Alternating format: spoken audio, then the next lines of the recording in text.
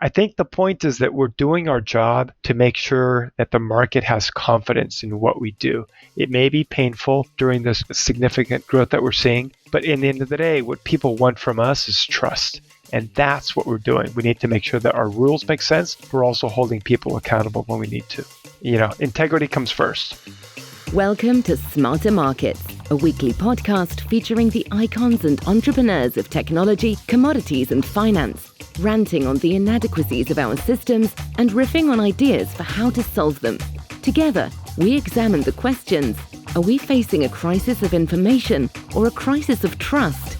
And will building smarter markets be the antidote? This episode is brought to you in part by Base Carbon. It's time to get serious on carbon. Learn more at basecarbon.com.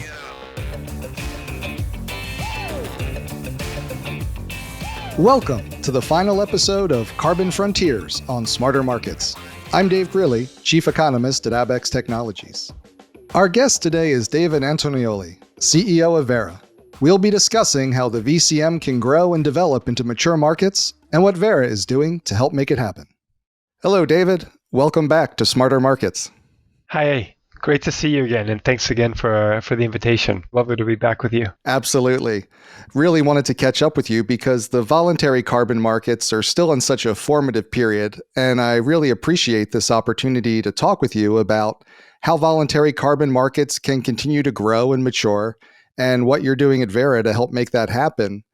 And I was hoping to start off today by getting your perspective on what's going well and where you see the next big challenges in developing the VCM into effective markets. Yeah, that's a big question, a broad one, but let me try to answer that. I think what you're seeing right now is just the natural result of enormous growth and the continuing maturity of the market. And I think as all markets, you go through these periods where there's consolidation and there's kind of a lot more, the rules of the road become a lot clearer. And so, we're a nonprofit organization based in Washington, D.C., and so we pioneered much of the work that's happening in the voluntary carbon market, many years ago. And now we're seeing that it's getting a lot of traction, and there's a lot of interest, and there's a lot of demand, a lot of people coming to the door and asking for their projects to be registered and to issue credits. That, of course, creates, some backlog and a lot of work on the teams that we have to build up and create the processes to handle. But I think that the very interesting thing to me is that there's a lot of demand, and that what we've done over the years is build essentially a network of practitioners, stakeholders, scientists, experts that have come together to help us create the set of rules of the road that projects have to follow when they want to register their projects and issue credits. And so that process is one that has to evolve over time. And with the increasing demands, we have to be able to scale that. But that's kind of the challenge that we see, and we can talk about that more. I don't need to go into the details now, but ultimately what we're seeing is that there's a lot of interest in this market, and there's a lot of pieces that are falling into place to enable it to scale. Certainly from our perspective at Verra, we were the pioneers, certainly with a lot of projects, especially forest conservation projects, and we've always strived to be as transparent as we can and to be able to provide that clarity for the market. And I think going forward, we'll see that the innovations that we're bringing to the market will be able to kind of stand the test of time. And I think that there's, beyond kind of what we're doing internally at Verra, there's a lot of work happening externally. So, for example, there's very important work being done by two initiatives. The first one is the Integrity Council for the Voluntary Carbon Markets.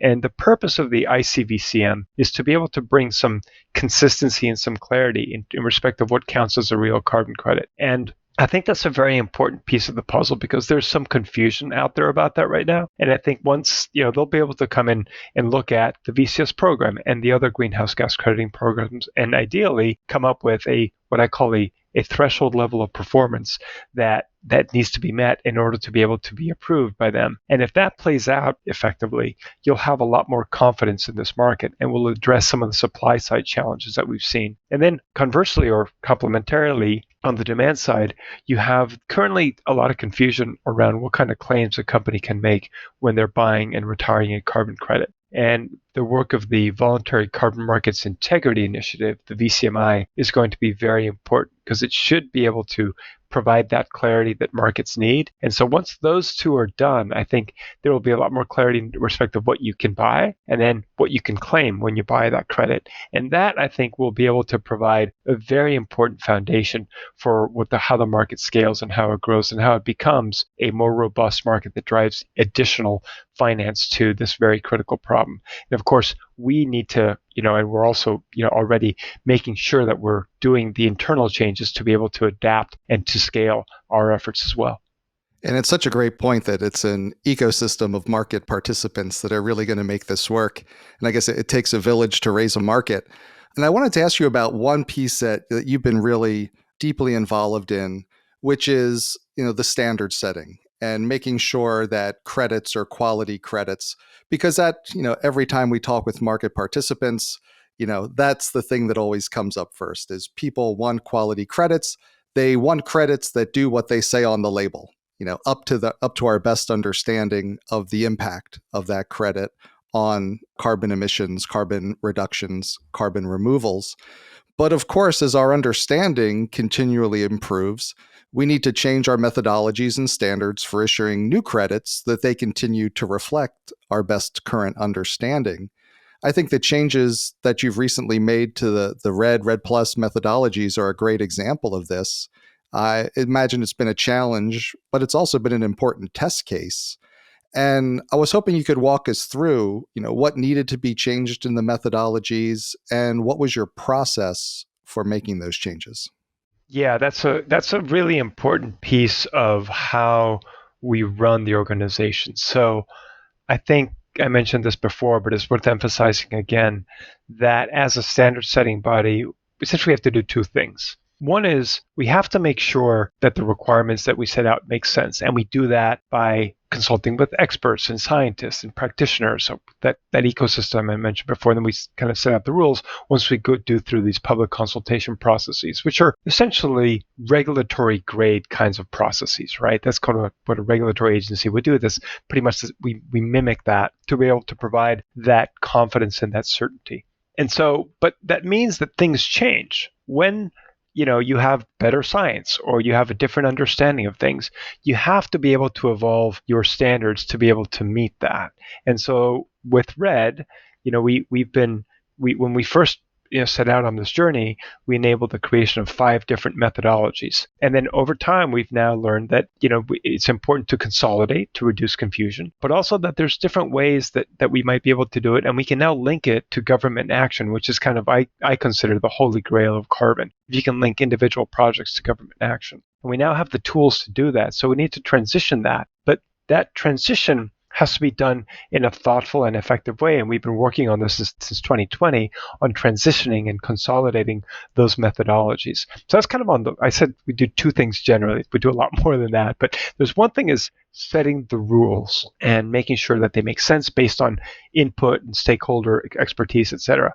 The other part that we do is hold people accountable. So that means that when a project comes in the door, it doesn't meet the rules, we have to reject it. When an auditor isn't doing their job right, we have to call them out. And we either have to, take further action or we have to train them up so that they're doing the job right. It's an ecosystem. So that's, a really important thing that we need to do to support the system so that it works effectively because, ultimately we need to rely on an effective and capable network of auditors to help us make sure that the projects can actually work through the system or, get developed in a proper fashion. But, we've been working a lot on that. So there's, I just mentioned that because I think it's important to recognize that there's 2 parts of what we do and most of the work and most of the emphasis gets placed on the first one, but not enough is being placed on that second part, which is making sure that whatever comes to the door has to meet the rules, or if not, it gets rejected or we push back. Right. And as you've gone through this process to make changes to the methodologies, I imagine there have been criticisms, and I was curious, do you think any of those were valid? Any learnings in there?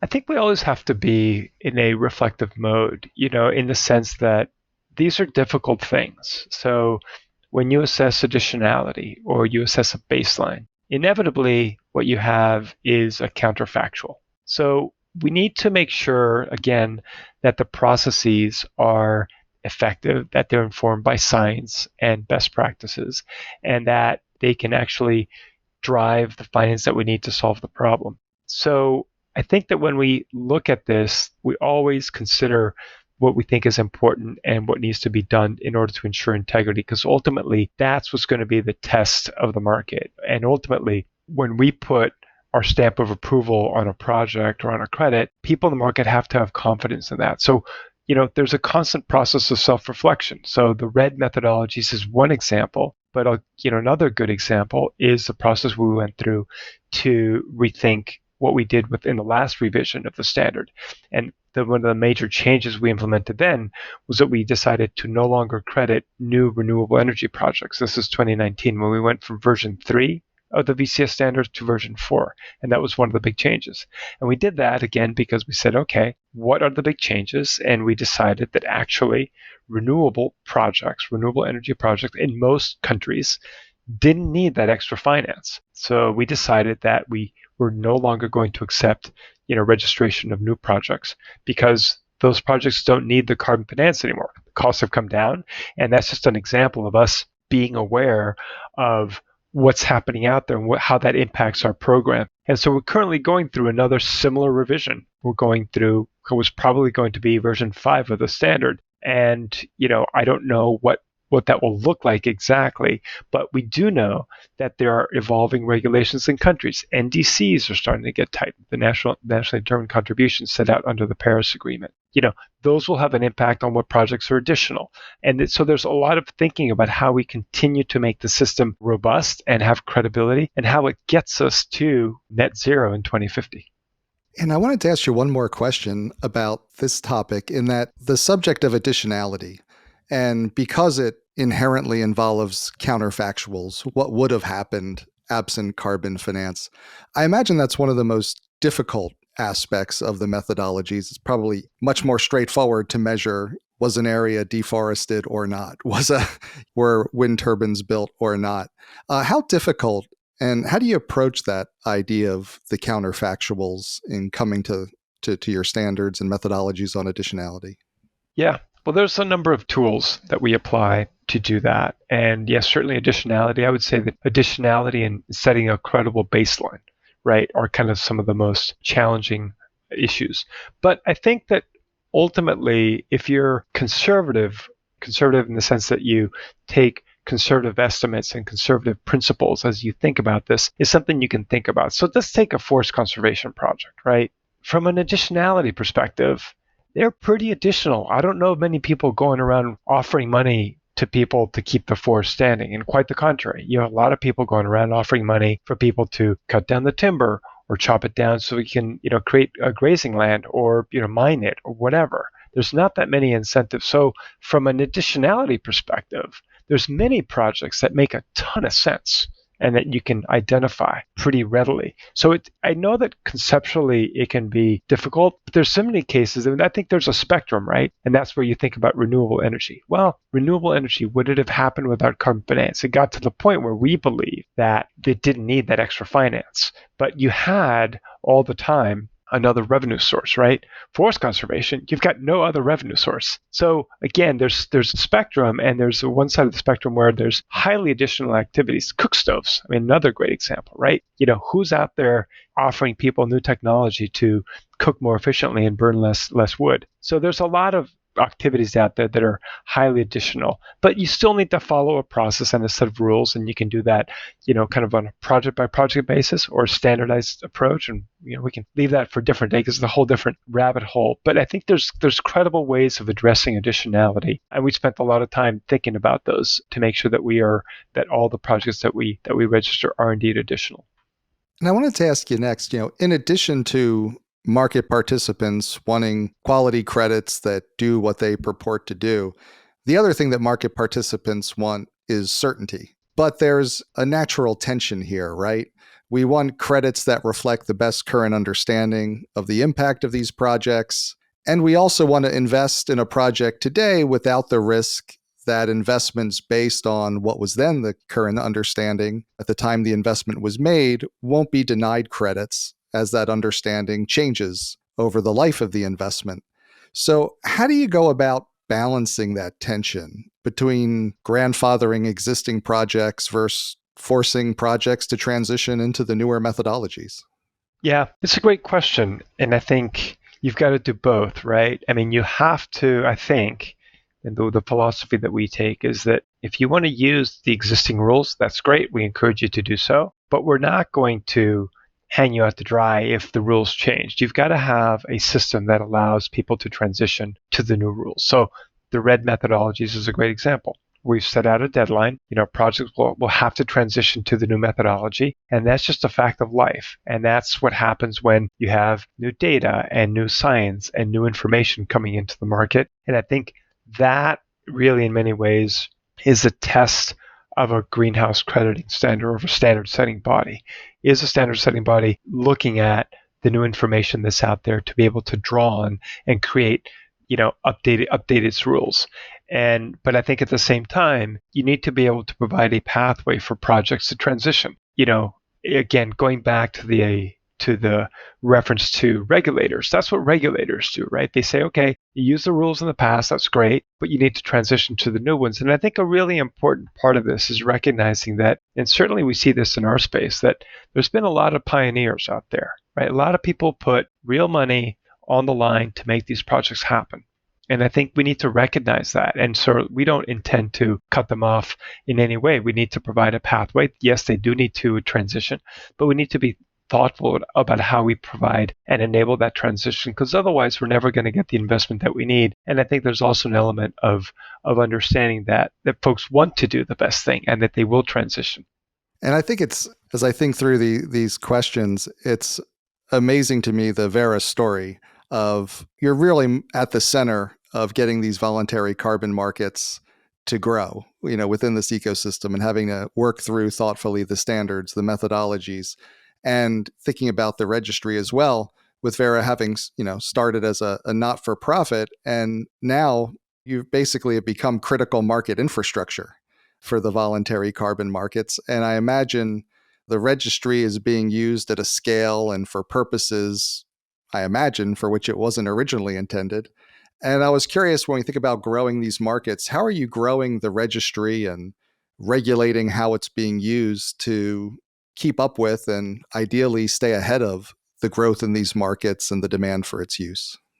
Yeah, you're right. The registry has become and becoming increasingly a really critical part of market infrastructure. And we're very proud of our registry, but we do know that it needs to evolve as well as the others, right? So I think that there's some work that we need to do to make the data more accessible. For example, right now, there's a lot of really good data in there, but it's all found in PDF documents. So we need to be able to bring that to the fore so that, the public and researchers can have access to it. So that's one example of how we're thinking about evolving a registry. But I think beyond the registry, our goal is to provide and make the best standard possible. Right. So the growth in the market, not just the sophistication with the registry, means that we need to make sure that we are continually innovating our processes for processing projects, which is increasing. So it means we need to increase staff, and we've increased fivefold since 2-3 years ago. And we still have a lot more to go, but we also can't just solve it by throwing more people at it, right? We need to have better systems, better processing systems. We need to be even more transparent with project developers as they're submitting their documentation, and they need to understand where they are in the process. So there's a lot of work that we're undertaking to be able to do that. And I think we're kind of on that pathway, and it's very exciting to see because we're growing leaps and bounds. And I'm very confident that the work that we're doing will be able to create a platform that will be able to scale and handle the volumes that we anticipate will be coming. But certainly the registry is part of that. And again, we do need to make sure that the registry is even more accessible and more transparent than it already is, because I think that's going to be a real test of the confidence people have in the market and the accessibility of data as well. And it's an amazing growth story. And one other last piece of criticism I wanted to raise, just to be able to get your response to it, is that there's some criticism from certain project developers that it could be taking too long for them to receive the credits for their projects. And I was curious, is this part of the overall growing pains of the market? Basically, what do you make of that criticism, and how is it being addressed? Yeah, I think it's a valid criticism. There's no doubt that we've been flooded with a lot of requests. And I hear and understand the frustration that this has caused to the project development community. But and yes, it is an outcome of this, huge growth in demand. But in the end of the day, going back to kind of what I said before, our job is to create the best standard and to make sure that the credits that we issue are credible. And so we need to make sure that the requests coming in are following the rules, right? And I'll give you an example because we spend a lot of time looking at project documentation and pushing back when it's not up to scratch. And so often what we've learned is that because we need to work on making sure that the auditors are doing, are trained up and are able to do their job effectively. Sometimes we get documents landing on our desk that are not kind of at the level that we'd like to see them. So we do have to dive in and make comments and provide feedback. And the example I wanted to say was that, I looked at one of these reports, the PR, the project review report, and I learned that a project developer developing a red project came to us and said, actually, for a very important parameter, which is leakage, which is this measure of how are you going to prevent that the deforestation drivers don't just go next door, right? And that's a pretty important element in a project because we have to make sure that there are plans to minimize or reduce the leakage. Because if you don't, you'll protect the forest, but all the drivers of deforestation go next door. So you can imagine that's a pretty important part. And so when someone comes to us and says, hey, I'm just assuming zero leakage without any justification, which is what happened, right? Then we have to push back. We say, well, hang on a bit. You can't just assume you're going to have zero leakage and give us no justification for that. So we have to push that back. So that's an example of quality meeting kind of, that last stop. And if we had turned a blind eye and said, yeah, go ahead, you would have had a project in the market that had zero leakage and no justification for it. So I think the point is that we're doing our job to make sure that the market has confidence in what we do. It may be painful during this significant growth that we're seeing, but in the end of the day, what people want from us is trust. And that's what we're doing. We need to make sure that our rules make sense. We're also holding people accountable when we need to. In the end of the day, integrity comes first. And that's such a great example because I think it's very natural to look for others and say, you need to do something differently. And I think a lot of the questions I've been asking you are kind of questions that I've heard people ask of Verra. But as we've said from the beginning, this is an ecosystem and all the participants have to work together if we're going to make this market grow. What would be helpful from your perspective for market participants to be doing to make this whole system work more smoothly? It sounds like all of us need to take our game up a little bit. Yeah, I mean, including ourselves. I mean, I think, if I had a magic wand, I'd do a number of things, right? But I think I'm not Harry Potter. To me, again, it comes back to quality. And unfortunately, or I think the reality is that it is an iterative process. I mean, when you have a new developer developing a project, they're going to make mistakes, and probably more than someone who's experienced at this. And that's fine. We need to acknowledge that, the fact that there is an element of capacity building and training and support, but also there's an element of accountability. And from our perspective, again, integrity comes first, but that also does mean that we need to be thoughtful about how we enable more action on the ground. And I'll give you another example. I'm part of the African Carbon Markets Initiative. And, there's a lot of excitement about what voluntary markets can do to help Africa develop and transform some of their economic sectors. And it's very exciting. And one of the things I'm looking forward to seeing is a lot more projects to be done, ideally by local project developers. But that's going to be hard. They're going to be new to this. They don't have the 10 years of knowing how to do this. And maybe they'll leverage some of the expertise, and hopefully we can do that. But that's a very exciting prospect to me.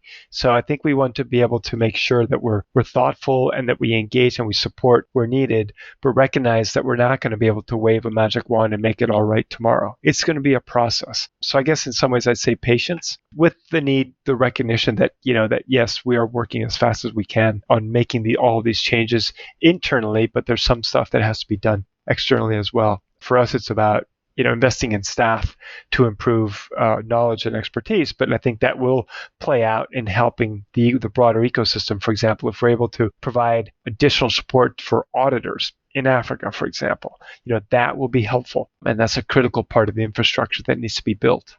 And I think it is an important point to bring it back to a lot of the problems we've been discussing are growing pains, and they're happening because these markets are being successful and growing, and new developers are coming in, and standards are being improved, and new methodologies are being developed. And I wanted to ask you about that point about methodologies. Not only do you have to keep the existing methodologies up to current understanding, also have to bring in new methodologies that are being developed and make those available to project developers and markets.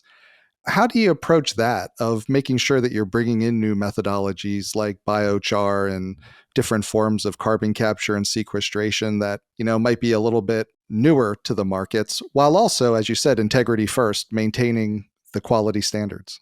Yeah, it's a great question. And so one of the things that I think has been one of the great innovations that we brought to the market is that we don't develop the methodologies ourselves.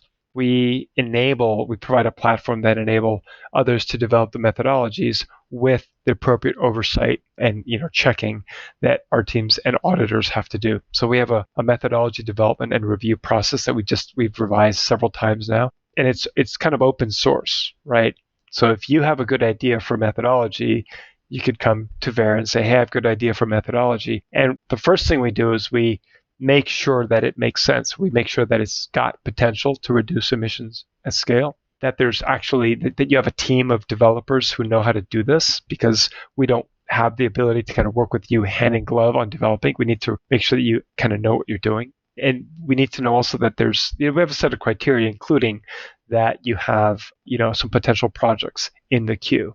And so if you meet those criteria, we'll then kind of usher you through the process and say, okay, go ahead and develop a proper methodology, and we'll work with you, and be able to collaborate in terms of the development of the methodology. At some point, it has to be approved by a third-party auditor. And that's exactly where the RED methodology that we spoke about earlier has just gone to. We put out an announcement a few days ago about that methodology is now going to be assessed by a third-party auditor.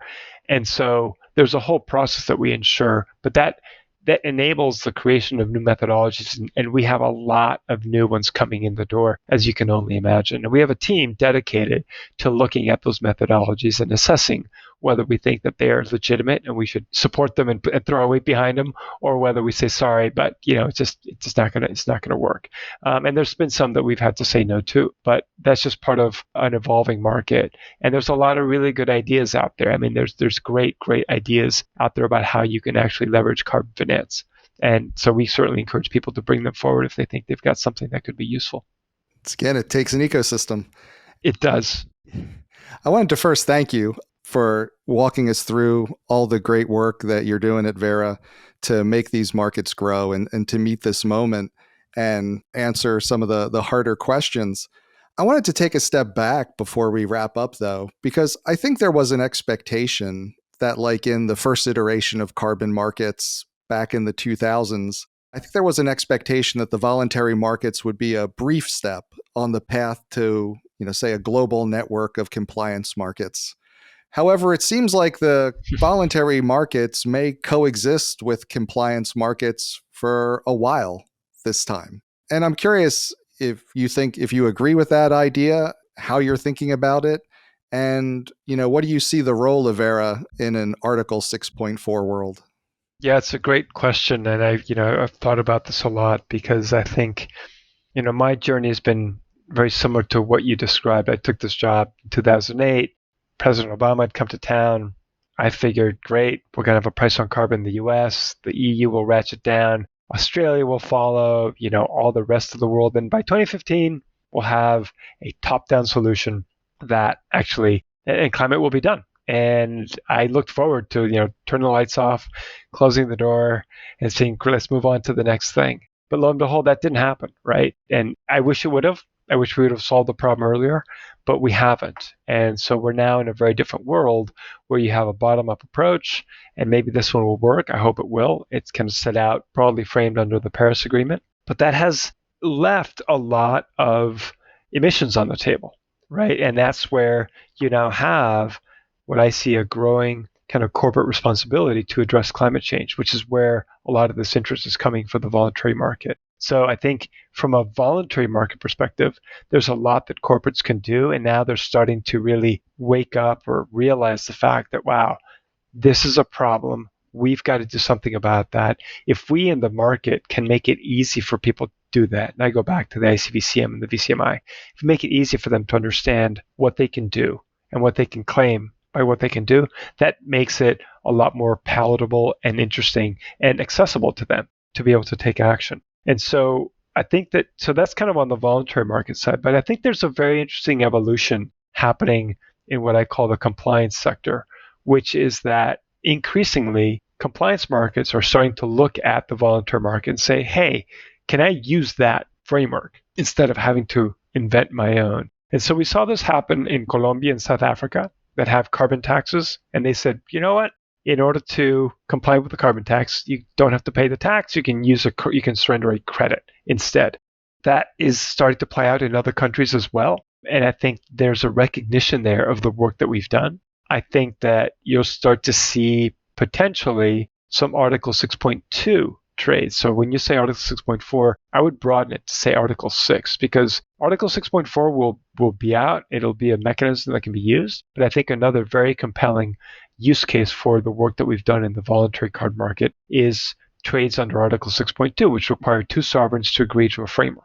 And so rather than reinventing the wheel, they might just say, hey, look at the VCS program. I want to do a trade with you on a methane capture and destruction project or a forest conservation project. Let's just use the VCS framework. So I see a growing potential for that. And again, if the ICVCM is able to create that framework or that threshold of performance, then governments will be more likely to look at the work that we're doing and embrace it. So I think there's a lot of potential for us to play both a role in the voluntary market, but also in the emerging compliance regimes and the emerging trades that we're starting to see happen around the world. And that's, very exciting. It puts us in a really unique position that I think is reflective of the fact that we've always thought about integrity and embraced the evolution of the standards in a thoughtful and credible way. And I think, that I believe will be a very interesting element of evolution in the market that we look forward to.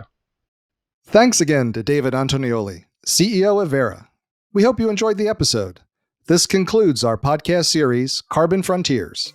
Join us next week for our new series, Days of Futures Past on Smarter Markets. In this series, we'll be discussing the history of commodity futures exchanges with those who know them best, and with an eye to how we can take the best from the past and build on it to create the next generation of smarter commodity markets that the energy transition to a low-carbon economy requires. We hope you'll join us. This episode is brought to you in part by Base Carbon. The trading of carbon credits can help companies and the world meet ambitious goals for reducing greenhouse gas emissions. But how do we judge the quality of these projects? And how can we ensure that our investments are creating real value? At Base Carbon, we're focused on financing and facilitating the transition to net zero through trusted and transparent partners. It's time to focus on what's important. It's time to get serious on carbon. Learn more at basecarbon.com. That concludes this week's episode of Smarter Markets by Abax. For episode transcripts and additional episode information, including research, editorial, and video content, please visit smartermarkets.media. Please help more people discover the podcast by leaving a review on Apple Podcast, Spotify, YouTube, or your favorite podcast platform. Smarter Markets is presented for informational and entertainment purposes only. The information presented on Smarter Markets should not be construed as investment advice. Always consult a licensed investment professional before making investment decisions. The views and opinions expressed on Smarter Markets are those of the participants and do not necessarily reflect those of the show's hosts or producer. Smarter Markets, its hosts, guests, employees, and producer, Abax Technologies, shall not be held liable for losses resulting from investment decisions based on informational viewpoints presented on Smarter Markets. Thank you for listening, and please join us again next week.